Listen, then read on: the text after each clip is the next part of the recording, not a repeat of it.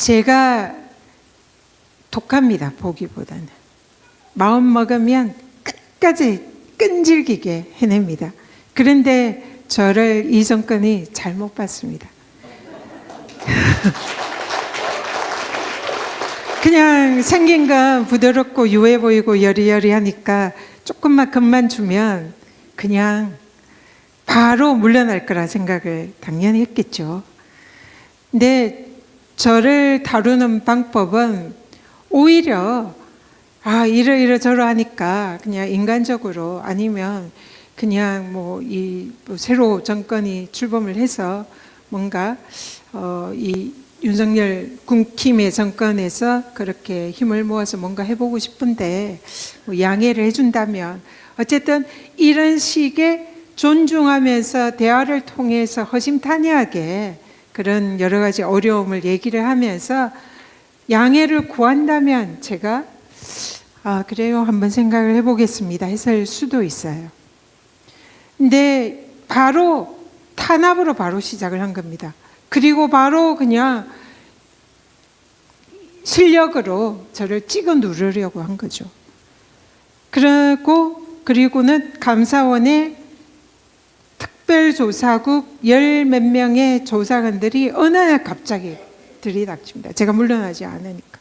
갑자기 들이닥쳐가지고 권익위에 그냥 사무실을 상주를 하면서 그냥 저에 관한 모든 것을 탈탈 트는 먼지털이식 감사를 돌입을 했습니다. 이 단계에서는 대부분 옷을 벗죠. 실제로 많은 문재인 정권 때, 지난 정권 때 임명된 기관장들이 이 단계에서 거의 대부분 옷을 벗었습니다. 우리 권익위에도 차관급 부위원장들이 옷을 벗었고요. 저는 독하다 했잖아요. 그리고 불의는 참지 못한다고 했잖아요. 그냥 신사적으로 얘기하면 대화가 얼마든지 됐을 텐데 바로 탄압이 들어오면 이 탄압에 대해서는 그 탄압에 굴복해서 물러나는 거는 저는 절대로 그렇게 못합니다. 제가 설령 죽는 한이 있어도 그런 탄압은 반드시 저항하고 비겁하게 도망치지 않는다. 이게 저의 생각이고 그게 접니다. 그래서 탄압이 들어오고 감사원이 털고 그러면서 저의 저항은 시작이 됐습니다. 저의 모든 업무 추진비, 저의 차량, 내역, 하이패스, 블랙박스, 그리고 카드, 내역, 심지어 제 관사 아파트입니다. 관사에 무슨 물품이 있는지, 그리고 비용이 어떻게 되는지, 식사는 얼마짜리 했는지, 누구를 만났는지, 정책에 있어서 업무 지시는 누구에게 어떻게 했는지, 그 결과는 어떤지, 과정은 어떤지, 거기에 대해서 무슨 말을 했는지, 그야말로 저의 모든 것, 영혼까지 탈탈 털 정도로 완전히 먼지 한 톨까지 다 뒤지는 정도로 그렇게 특별조사국 조사관들이 와서 그렇게 특별조사를 시작을 했습니다. 감사원 특별조사국은 검찰의 특수부하고 마찬가지로 물면 놓지 않는, 반드시 정말 죽을 때까지 물고 늘어지는 그 유병호 사무총장의 직속 기구로 타이거파 이렇게 얘기하는 그런 조직이죠. 그래서 이 조직이 떴다 이러면 공무원들은 저승사자처럼 다 얼어붙는 거죠. 그래서 그런 조직들이 그냥 저 하나 잡겠다고 쳐들어온 거죠. 그리고는 권익위 사무실에 진지를 구축을 하고 몇 달 동안 계속 저에 가서 팝니다. 정말 다리가 후들후들거리고 공포스럽고 이 끝이 무엇일까가 정말 그 가늠이 안 되는 하루하루가 공포스러운 그런 날이죠. 그리고 우리 부위원장 3명을 다 문재인 정권에서 임명된 부위원장 3분이 다 물러나고 새로 차관급 부위원장 3명이 검사, 판사 출신들이 다 임명이 됩니다. 그리고는 조직 내에서 이 윤석열 정권의 직속 차관들 3명이 조직을 장악을 하고 직원들의 보고를 차단하고 그야말로 섬에 제가 저 혼자 갇혀서 혈혈단신으로 고립이 되죠.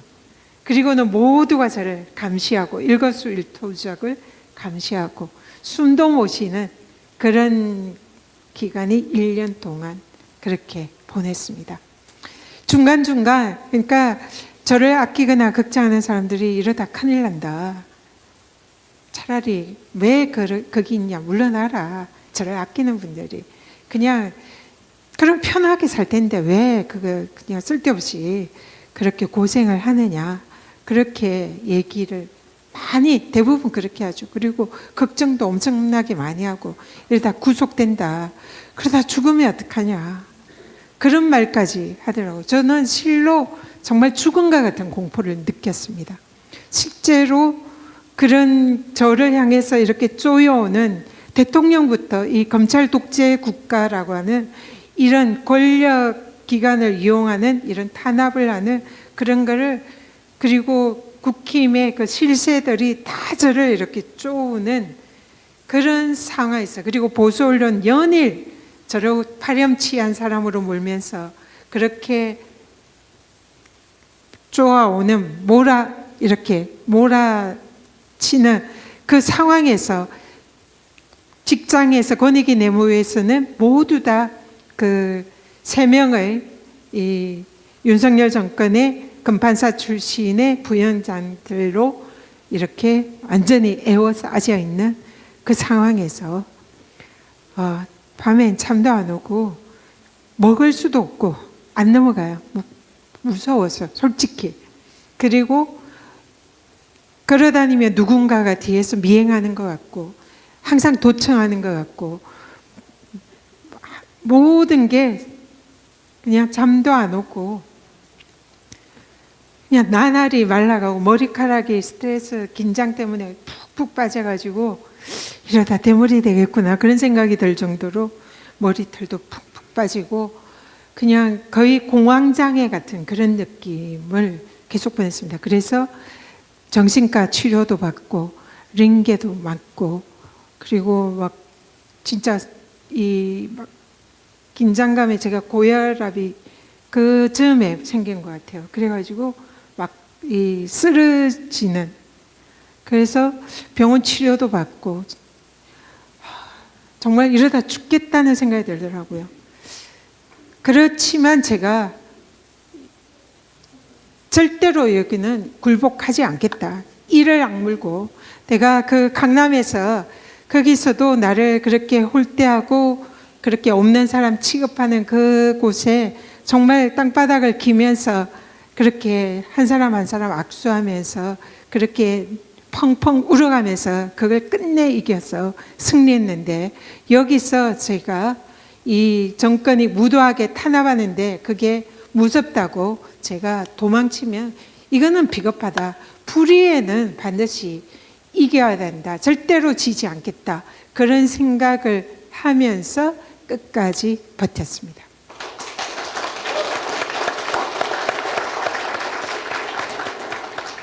이런 게 제가 이런 모습을 보면서 사람들이 이제 저보고 투사라고 하는데 투사 같아 보이나요? 평소에 정말 저는 부드럽습니다. 정말 잘 웃고요. 잘 웃고 잘 울고.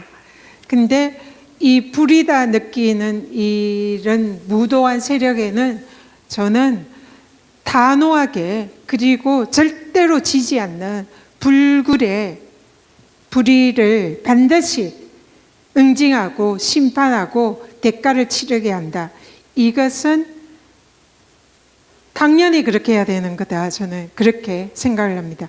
그래서 제가 가만히 있는 정말 가만히 뒀으면 어떻게 보면 윤석열 정권에서 저를 가만뒀다면 제가 엄청 일을 열심히 하고 또 나름 우리 직원들이 저보고 권익위 역사상 가장 열심히 일하고 가장 성과를 많이 낸 그런 위원장이라고 평가를 해주더라고요.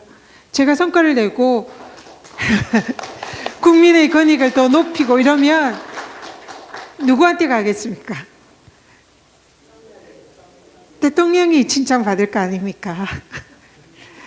다행히 이 정권이 저를 탄압을 하고 거의 손발을 묶어가지고 제가 실력을 제대로 발휘를 할 수가 없었지만 어쨌든 그런 이 국민의 권익을 위해서는 정권과 상관없이 독립적으로 열심히 해라. 이게 법의 취지인데 그걸 무리하게 자신들의 그런 측근이나 이런 사람을 임명하고 바꾸겠다는 그 잘못된 욕심이 저를 이렇게 사퇴 압박을 했고, 그리고 거기에 대해서는 저는 그러한 불의는 절대로 질 수 없다 그 생각을 하면서 1년간을 끈질기게 저항하고 투쟁하면서 1년을 버텼고 마침내 법에 정해진 임기를 무사히 마쳤습니다.